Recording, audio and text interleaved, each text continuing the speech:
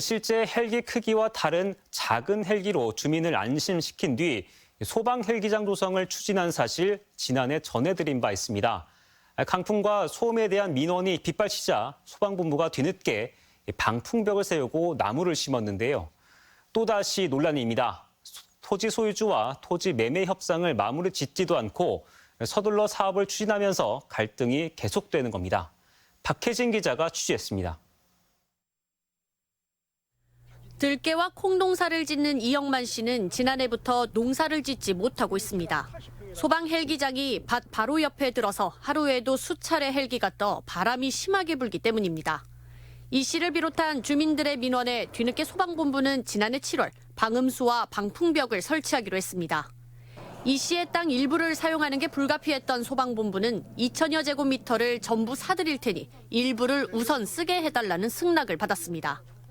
방음벽을 설치할 때도 처음에 충분한 이 보상을 해줄 테니까 염려 말고 이렇게 좀 승낙을 해달라 해서 사인을 했었어요. 하지만 시설물이 설치된 지 8개월이 지나도록 농사는커녕 땅값도 못 받는 신세가 됐습니다. 땅값에 대한 의견차로 금액 지급도 약속한 부지 매입도 미뤄지는 겁니다.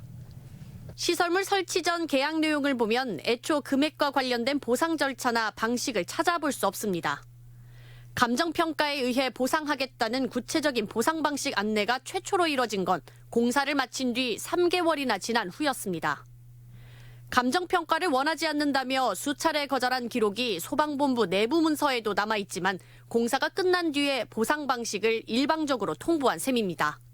가격적인 부분은 따로 얘기를 안 하시고 각경마을 사람들이 민원이 있었기 때문에 그러니까 저희도 빨리 방음벽이라든지 이걸 해봐야겠죠. 네, 알고 보니 이 헬기장 지난해 장수군이 중량과 소음이 작은 헬기로 눈속임에 주민 동의를 얻어 조성된 사실이 밝혀져 논란이 됐던 곳입니다. 전주 MBC 보도로 해당 사실이 알려지자 부랴부랴 이 씨를 설득해 시설물부터 설치한 겁니다. 승낙을 해줬더니 다 설치해놓고 지금 와가지고서 딴소리를 하고 있더니 사람을 기만하고 이게 우롱하는 것이죠. 사실은 몇 번을 속고 있죠 지금. 눈속임 논란에 졸속 행정 논란까지 주민들의 원성이 끊이지 않는 상황.